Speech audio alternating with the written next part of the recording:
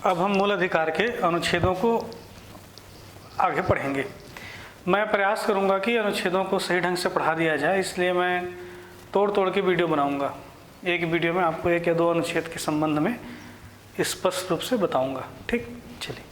यह है आपका राज्य की परिभाषा। अनुच्छेद 12 में राज्य की परिभाषा दी गई है। बहुत सारे लोग सीधे निकल जाते हैं अनुच्छेद 13 की ओर, और राज्य का मतलब समझ लेते हैं कि जो आपके प्रदेश हैं या 29 राज्य हैं उनके नाम होंगे, लेकिन ये गलत है। अब पहले ही मैंने कहा था, जब आपको मैंने परिभाषा पढ़ाया था उस समय कहा था कि मूल अधिकार राज्य के विरुद्ध नागरिकों को प्राप्त अधिकार हैं। वहाँ पर जो राज्य शब्द का प्रयोग हमने किया था, उस राज्य की क्या परिभाषा है उसको अनुच्छेद 12 में क्या किया गया है, उल्लेखित किया गया है। राज्य की परिभाषा में पहला एक कहता है संघ की विधायिका एवं संघ की कार्यपालिका। ठीक। दूसरा हमने क्या कहा, यहाँ पर जो राज्य है, मतलब मैं क्या बात कर रहा हूँ, प्रदेश। ठीक, जो आपको 29 प्रदेश हैं, तो राज्यों की विधायिका एवं क्या है, राज्यों की कार्यपालिका। ठीक। उसके बाद आपका जो अगला है तीसरा, स्थानीय निकाय। अब प्रश्न है कि स्थानीय निकाय क्या आ गया है। जो 3 स्तर का हमारे यहाँ प्रावधान है, उस त्रिस्तरीय व्यवस्था में स्थानीय निकाय जो होता है अंतिम स्थिति में होता है। जैसे छत्तीसगढ़ के संदर्भ में समझें तो त्रिस्तरीय निकाय में या स्थानीय निकाय के अंतर्गत आपको ग्राम पंचायत, जनपद पंचायत, जिला पंचायत, नगर पंचायत, नगर पालिका और क्या आएगा, नगर निगम आएगा, छावनी होता है, बोर्ड होता है। ये सब क्या होते हैं, स्थानीय निकाय होते हैं। ये सब भी राज्य के अंतर्गत आते हैं। और चौथा लिखा हुआ है अन्य प्राधिकारी। जानबूझ के क्या किया गया था, इन्होंने राज्य की परिभाषा में अन्य संस्थाओं को शामिल करने के लिए जानबूझकर अन्य प्राधिकारी का प्रावधान कर दिया गया था। अन्य प्राधिकारी क्या होंगे, इस पे मामला सुप्रीम कोर्ट पे पहुंचा और माननीय उच्चतम न्यायालय ने कहा कि जिस किसी को भी राज्य के माध्यम से आदेश देने का अधिकार है, हम उसको क्या मानेंगे, अन्य प्राधिकारी मानेंगे। जैसे LIC है, इसको भी इन्होंने क्या कह दिया, अन्य प्राधिकारी मान लिया। जैसे UGC है, ठीक, जैसे आपकी यूनिवर्सिटी वगैरह हैं, ठीक, जैसे सेल है, गेल है, ये सब भी क्या आ जाएंगे, राज्य के अंतर्गत शामिल हो जाएंगे। क्यों? क्योंकि इनको राज्य के माध्यम से आदेश देने का क्या होता है, अधिकार प्राप्त होता है।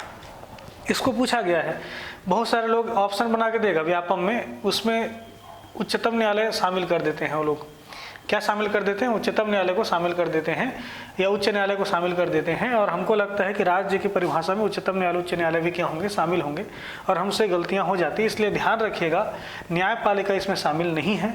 यह है राज्य की परिभाषा, अनुच्छेद 12 में उल्लेखित किया गया है।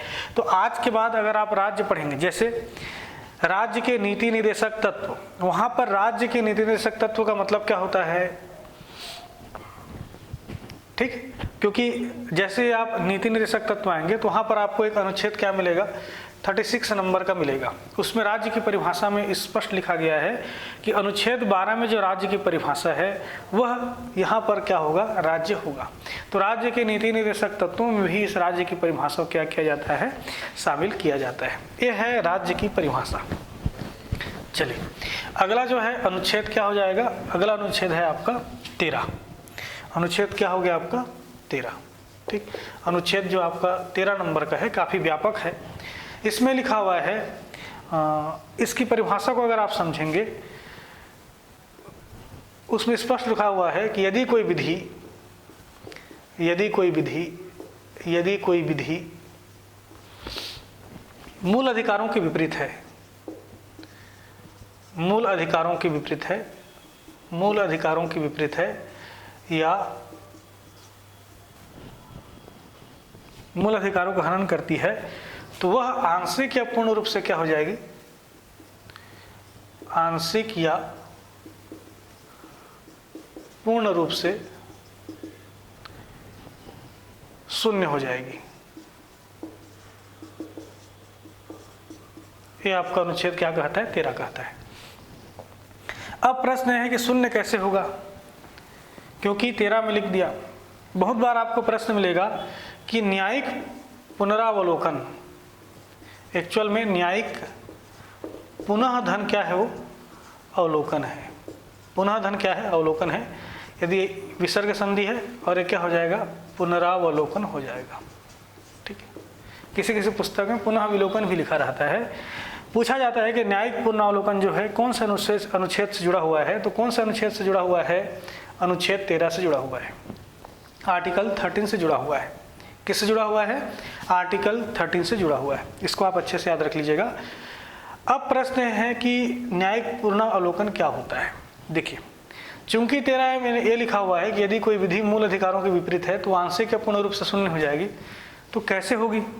व्यवस्था यह है कि यदि विधायिका कोई विधि बनाती है, विधायिका क्या बनाती है? विधि बनाती है। विधायिका ही क्यों? संघ की कार्यपालिका, राज्य की विधायिका, राज्य की कार्यपालिका, स्थानीय निकाय या अन्य प्राधिकारी यदि कोई विधि बनाते हैं तो उन विधियों का पुनः अवलोकन कौन करता है? सुप्रीम कोर्ट और हाई कोर्ट। याद रखिए, दोनों को क्या है? न्यायिक पुनः अवलोकन का अधिकार है। क्यों? क्योंकि सुप्रीम कोर्ट ही क्या है? विधियों की व्याख्या करता है। अब सुप्रीम कोर्ट क्या करेगा? किसी भी विधि का निर्माण यदि विधायिका ने किया है तो उस विधि का अवलोकन करेगा। क्या करेगा? अवलोकन करेगा। चूंकि अवलोकन इसके द्वारा किया जा रहा है इसलिए इसको पुनः अवलोकन कह दिया जाता है। अब जब विधियों का पुनः अवलोकन करेगा तो वह देखेगा कि यह विधि कहीं मूल अधिकारों का हनन तो नहीं कर रही है। यदि वह मूल अधिकारों का हनन करती है तो उसे आंशिक या पूर्ण रूप से क्या कर देगी? शून्य कर देगी। अब प्रश्न यह है कि आंशिक या पूर्ण रूप से कैसे शून्य करेगी, या आंशिक या पूर्ण रूप से मैंने इस शब्द का प्रयोग क्यों किया है? एक एग्जाम्पल के तौर पे आपको समझा रहा हूं। जैसे इन्होंने एक अधिकार लिखा, शिक्षा का अधिकार अधिनियम लाया। एग्जाम्पल के तौर पे शिक्षा का अधिकार अधिनियम लाया इन्होंने, एग्जाम्पल खाली बता रहा हूं ना। सपोज विधायिका ने क्या लाया? शिक्षा का अधिकार अधिनियम लाया। अब शिक्षा का अधिकार अधिनियम में क्या होंगे? बहुत सारी धाराएं होंगी। ठीक है, अगर आपको समझ में नहीं आता तो कोई भी अधिनियम एक बार कम से कम देख लीजिए। अब धाराओं की संख्या कितनी होती है समय डिसाइड करता है। कुछ कुछ में क्या होता है? 2-3 धाराएं होती हैं। कभी कभी धाराओं की संख्या क्या होती है? काफ़ी बड़ी होती है। बहुत सारे अधिनियम है जिसमें 250, 300, 400 तक धाराएं हैं। कुछ कुछ अधिनियम ऐसे होते हैं जिसमें 7-8 भी धाराएं होती हैं। सपोज एग्जाम्पल के तौर पे अगर इसमें मान लिया जाए 15 धाराएं हैं। कितनी धाराएं हैं? 15 धाराएं हैं। अब पहली धारा में तो सामान्य अधिनियम का नाम होता है, कहाँ तक लागू होगा यह होता है। चूंकि अब जम्मू कश्मीर का मामला नहीं है इसलिए संपूर्ण भारत में ही अधिकांश विधियाँ क्या होती हैं? लागू होती हैं। जो आपका धारा 2 होता है उसमें परिभाषाएं होती हैं। उसके बाद 3 से लेकर 4, 5 से लेकर अप टू तक पूरे प्रावधानों को अलग अलग धाराओं में क्या किया जाता है? डिफाइन किया जाता है। पहली स्थिति यह है कि सभी धाराओं में ऐसी व्यवस्था कर दी गई है कि शिक्षा के अधिकार के लिए बालकों के लिए क्या है? शिक्षा अनिवार्य है। बालकों के लिए क्या है? शिक्षा अनिवार्य है, लेकिन बालिकाओं के लिए वैकल्पिक है। बालिका के लिए वैकल्पिक है, ऐसा पूरे धारा में लिखा हुआ है। देखिए, राज्य के लिए बालकों के लिए अनिवार्य कहा गया है, लेकिन बालिकाओं के लिए क्या कह दिया गया? वैकल्पिक कह दिया गया है। यहाँ पर क्या हो रहा है? लिंग के आधार पर विभेद हो रहा है। और आपके मूल अधिकार में लिखा हुआ है कि जाति, धर्म, वंश, लिंग, जन्म स्थान के आधार पर हम विभेद नहीं करेंगे। मतलब यह अधिनियम क्या हो रहा है? मूल अधिकारों का क्या कर रही है? हनन कर रही है। इसलिए माननीय उच्चतम न्यायालय क्या करेगी? इस पूरे अधिनियम को क्या कर देगी? शून्य कर देगी। एक स्थिति हो गई। मैंने कहा कि पूर्ण रूप से क्या हो जाएगी? शून्य हो जाएगी। दूसरी स्थिति यह है कि पूरे धारा में सब कुछ ठीक लिखा हुआ है, लेकिन एक धारा ऐसी है जिसमें लिखा हुआ है कि यदि हम पाठ्य पुस्तक का वितरण करते हैं, इसमें लिखा हुआ है कि पाठ्य पुस्तक भी वितरण किया जाएगा, और पाठ्य पुस्तक जब राज्य वितरित करेगी तो बालकों के लिए अनिवार्य रूप से उपलब्ध कराएगी, और चाहे तो बालिकाओं को पाठ्य पुस्तक उपलब्ध कराए। यह वैकल्पिक व्यवस्था है। यहाँ पर क्या है कि बाकी सभी स्थितियों में क्या हो रहा है? ये जो अधिनियम है मूल अधिकारों के अनुकूल है, लेकिन एक धारा ऐसी है जिसमें ऐसा लग रहा है कि लिंग के आधार पर क्या हो रहा है? विभेद हो रहा है। क्योंकि जो पाठ्य पुस्तक है बालक के लिए क्या है? अनिवार्य है, और बालिका के लिए क्या है? वैकल्पिक है। तो अब उच्चतम न्यायालय के पास एक स्थिति बनती है कि चूंकि हम मूल अधिकारों का हनन करती है, लेकिन एक विशेष धारा ही क्या करती है? हनन करती है। तो आपके पास 2 ऑप्शन है कि पूरे के पूरे अधिनियम को क्या कर दें? आप समाप्त कर दें, या आंशिक रूप से समाप्त करें। मतलब इसमें से जो धारा है या जो बिंदु है वह मूल अधिकारों के विपरीत है, केवल उसको हटा दें। चूंकि विधि निर्माण की प्रक्रिया एक लंबी प्रक्रिया होती है और काफ़ी कुछ क्या होता है, इस पर मेहनत करना होता है, बाकायदा इसको लोकसभा में, राज्यसभा में पास किया जाता है, राष्ट्रपति की अनुमति होती है, तब जाकर अधिनियम बनता है। तो अधिनियम को एकाएक समाप्त कर देना उचित प्रतीत नहीं होता। इसलिए क्या करेगी, इस स्थिति में केवल उन धाराओं को क्या करेगी, शून्य घोषित करेगी जो मूल अधिकारों के विपरीत है। इसीलिए मैंने लिखा क्या, आंशिक रूप से क्या हो जाएगी, शून्य हो जाएगी। तो उच्चतम न्यायालय क्या करती है, पूर्ण रूप से भी शून्य करती है, आंशिक रूप से भी क्या करती है, शून्य करती है। यह है आपका अनुच्छेद 13। तो अगर आपसे पूछे कि न्यायिक पुनः अवलोकन किससे जुड़ा हुआ है, तो किससे जुड़ा हुआ है, अनुच्छेद 13 से जुड़ा हुआ है। याद रहेगा अनुच्छेद 13 क्या है, समझ में आ गया। चलिए अब अनुच्छेद 13 में क्या है, आपके अलग अलग क्या है, 13(1), 13(2), या पे इसको ऐसा लिख लीजिए 13(1), 13(2), 13(3) और 13(4). इनको भी पढ़ लीजिए, चूंकि मैं अब पढ़ा रहा हूँ तो अच्छे से विस्तार से पढ़ा रहा हूँ। अगर आपको लगता है कि मुझे केवल सामान्य बातों को जानना है तो आप इसके बाद वीडियो देखना बंद कर लीजिए। यदि आपको लगता है कि हमको अच्छे से जानकारी चाहिए तो पूरा वीडियो देखिए। देखिए इसमें लिखा हुआ है 13(1) में आच्छादन का सिद्धांत दिया हुआ है। आच्छादन का क्या दिया हुआ है, सिद्धांत दिया हुआ है। ठीक, डॉक्ट्रिन आप एक्लिप्स भी लिखा रहता है, किसी किसी पुस्तक में प्रिंसिपल भी लिखा रहता है।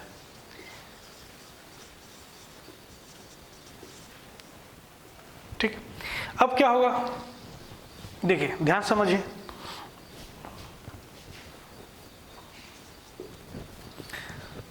देखिए इसको ध्यान समझिए, आच्छादन का सिद्धांत क्या है।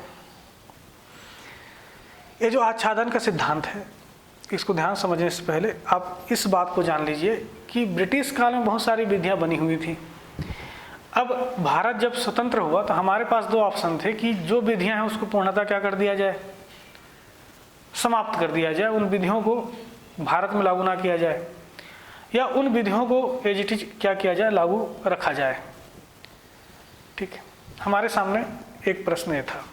संविधान वेत्ताओं को ऐसा लगा, चूंकि ब्रिटिश कानून लंबे समय तक भारत में सर्वाइव कर रहा था और अधिकांश प्रशासनिक अधिकारी उन विधियों को भारत में लागू कर रहे थे, और ये विधियाँ कोई सामान्य विधियाँ थी नहीं, और बहुत सारी विधियाँ ऐसी थी जिनको बना रहना ही चाहिए था। इसलिए हमने क्या किया, लगभग जितने ही ब्रिटिश काल के अधिनियम थे उन विधियों को क्या कर लिया, लागू कर दिया, संविधान के बाद भी लागू कर दिया। अब चूंकि हमारे पास समय कम था, इसलिए पूरे अधिनियमों को हमने क्या नहीं किया, पढ़ा नहीं। प्रश्न ये था कि अब कैसे किया जाए, यदि कोई विधि जो ब्रिटिश काल में निर्मित है और यदि वह मूल अधिकारों का हनन करती है तो क्या होगा। तो उस प्रश्न का उत्तर कहाँ मिल गया, आच्छादन के सिद्धांत में। इन्होंने कहा कि यदि कोई संविधान लागू होने के पूर्व की विधि है, यदि वह विधि मूल अधिकारों का हनन करती है तो मूल अधिकार अध्यारोपित हो जाएंगे, उन विधियों पर मूल अधिकार अध्यारोपित हो जाएंगे। मतलब उन विधियों की उन धाराओं को क्या मान लिया जाएगा, शून्य मान लिया जाएगा।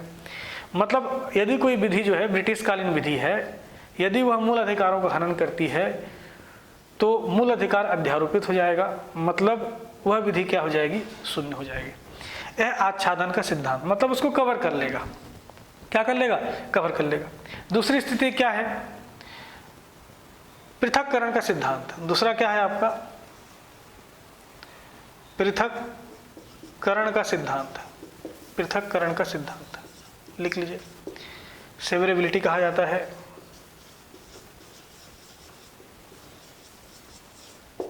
ठीक, प्रिंसिपल आपका सेवरेबिलिटी। पृथक्करण का सिद्धांत क्या है, देखिए पृथक्करण के सिद्धांत में जब कभी भी जो है न्यायपालिका न्यायिक पुनः अवलोकन करती है विधियों का, तो उन विधियों को दो भागों में बांटती है। एक है वैध भाग और एक क्या है, अवैध भाग। अब वैध मतलब विधि के उन भागों को जो मूल अधिकारों के अनुरूप हैं उनको क्या माना उन्होंने, वैलिड माना, और वे भाग जो मूल अधिकारों को क्या है, विपरीत है, उसको क्या माना, अवैध माना। अब मतलब जब कभी भी न्यायिक पुनरावलोकन करेगी तो विधियों को दो भागों में बांटेगी, एक वैलिड और एक क्या, इनवैलिड। और जो वैलिड है वह भाग क्या रहेगा, बना रहेगा, और इनवैलिड क्या हो जाएगा, ये अवैध भाग क्या हो जाएगा, समाप्त हो जाएगा। क्या हो जाएगा, समाप्त हो जाएगा। यह है पृथक्करण का सिद्धांत। पृथक्करण मतलब विधियों को दो भागों में बांटना, वैलिड और इनवैलिड। वैलिड भाग बने रहते हैं और इनवैलिड भाग क्या हो जाते हैं, समाप्त हो जाते हैं। ठीक, उसके बाद हमने अगला जो है विधि की परिभाषा। किसकी परिभाषा? अगले में लिखा हुआ है विधि की परिभाषा। देखिए, जैसे राज्य की परिभाषा वैसे विधि की परिभाषा। क्यों? क्योंकि 13 में स्पष्ट लिखा हुआ है कि यदि कोई विधि जो है मूल अधिकारों के विपरीत है तो वह आंशिक या पूर्ण रूप से शून्य हो जाएगी। तो इसमें कौन शब्द का हमने प्रयोग किया है? विधि शब्द का प्रयोग किया है। तो अगले टॉपिक में आपको यही बताया गया है 13(3) में कि इस विधि में क्या क्या शामिल है। इस विधि में क्या क्या शामिल है इसको रट लीजिएगा। इस विधि में अधिनियम स्वाभाविक सी बात है, नियम स्वाभाविक सी बात है, उपनियम स्वाभाविक सी बात है, ये सब शामिल होंगे। नियम होंगे, अधिनियम होंगे, उपनियम होंगे। सबको लगता है कि इतने शामिल होंगे, लेकिन याद रखिए इसमें जो है अधिसूचना भी क्या होती है, शामिल होती है। क्या शामिल होती है? नोटिफिकेशन जो है यह भी क्या होता है, शामिल होता है। इसके अतिरिक्त यदि कोई प्रथा है या कोई क्या है, रूढ़ी है, यदि वह भी कि मूल अधिकारों के क्या है, विपरीत है, तो वह भी क्या हो जाएगी, शून्य हो जाएगी। इसको बहुत सारे लोग क्या कर जाते हैं, मिस कर जाते हैं। विधि का मतलब अधिकांश लोग मानते हैं अधिनियम है, नियम है, उपनियम है, इसमें किसी को कोई समस्या नहीं होती। लेकिन रूढ़ी और प्रथाओं को भी इस विधि में क्या किया गया है, शामिल किया गया है, अधिसूचना को शामिल किया गया है। इसके अतिरिक्त अंतिम में लिखा है कि किसी भी अधिकारी द्वारा यदि कोई आदेश जारी किया जाता है तो वह भी क्या होगा, इस विधि के अंतर्गत क्या होगा, शामिल होगा। याद रहेगा। यह है किसकी परिभाषा, विधि की परिभाषा। अगला प्रश्न है कि आपका 13 जो आपका 4 नंबर का है, यह क्या है? तो इसमें लिखा हुआ है, देखिए ध्यान समझिए, एक लिखा हुआ है कि यदि कोई विधि मूल अधिकारों के विपरीत है, आंशिक या पूर्ण रूप से क्या हो जाएगा, शून्य हो जाएगा। ध्यान समझिए, जब कभी भी संविधान का संशोधन होता है तो वह भी विधि के माध्यम से ही होता है, लेकिन उसका नाम क्या होता है, संविधान संशोधन विधि,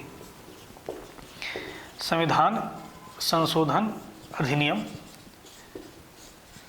ठीक, सपोज 2019 में अगर हुआ है तो ऐसा लिखा रहता है। ठीक, या उसको और परिभाषित करने के, क्लासिफाई करने के लिए, जैसे अभी वर्तमान में कितना है 103 नंबर का, तो उसको ऐसे डिफाइन कर देते हैं 103वां संविधान संशोधन अधिनियम 2019। एक एग्जाम्पल के तौर पे आपको समझा रहा हूँ। ठीक, ऐसा कुछ भी हो सकता है जिस साल वह पारित हुआ होगा, एक एग्जाम्पल के तौर पर बता रहा हूँ। तो जब कभी भी संविधान में संशोधन करते हैं हम, उस समय भी एक विधि का निर्माण करते हैं और उस विधि को क्या कहा जाता है, संविधान संशोधन अधिनियम कहा जाता है। मतलब यह भी क्या है, विधि है। तो इसी को इन्होंने डिफाइन कर दिया है कि इस विधि में, इस विधि शब्द में संविधान संशोधन विधि क्या नहीं है, शामिल नहीं है। मतलब उपरोक्त विधि शब्द में, उपरोक्त विधि शब्द में संविधान संशोधन विधि शामिल नहीं है। अब चूंकि इसमें संविधान संशोधन विधि शामिल नहीं है, इसलिए क्या होगा, शाब्दिक अर्थ क्या निकलेगा कि संविधान संशोधन विधि के माध्यम से आप क्या कर सकते हैं, मूल अधिकारों को क्या कर सकते हैं, मूल अधिकारों को संशोधित कर सकते हैं। भावार्थ ही निकलता है। और केशवानंद भारतीयवाद में तो अब ये कह दिया गया है कि हम मूल अधिकारों को संशोधित कर सकते हैं, लेकिन मूल अधिकारों को उन मामलों में संशोधित नहीं कर सकते जो उसके मूलभूत ढांचे में क्या है, शामिल है। और मूलभूत ढांचा क्या है, इसको इन्होंने क्या कहा, समय समय पर हम डिसाइड करेंगे।